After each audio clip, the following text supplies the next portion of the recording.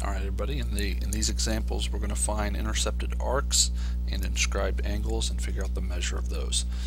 For numbers 1 and 2 we'll refer to this diagram on the right. Circle P, they tell us that RS is parallel to TV and that RT is congruent to SV. We see those markings there. Name the intercepted arc for RTS. So here's RT, angle RTS, this angle right here. We're just talking about this arc RS, so we'll label that arc RS. Name an inscribed angle that goes with the arc SV. So here's SV. As you can see, we got two angles. We got SRV, and then we'd also have STV. So we're going to label both of those, angle SRV or angle STV. Okay, now for 3 through 10 we're going to use circle P again. It will tell us that SV, arc SV, is 120, that side. So because of the congruent arc or chord RT, this side will also be 120. They also tell us that RPS is 76. Here's RPS, 76 degrees. Now the arc that goes with that also measures 76 degrees. Okay, now later on we may be asked about arc TV.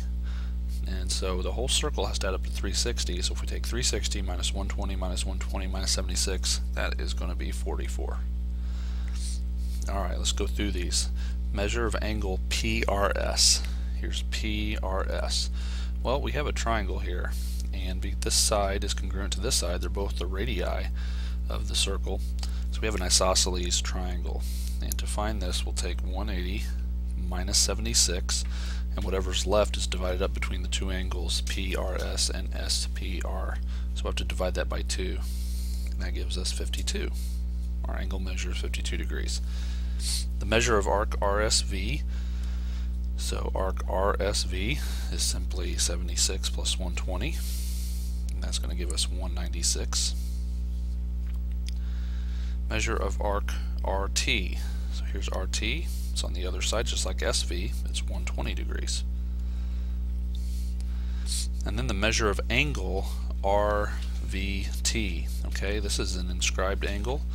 120 is the arc that it goes with. Remember, the rule is the inscribed angle is 1/2 the measure of the intercepted arc. So we just have to do 120 divided by 2.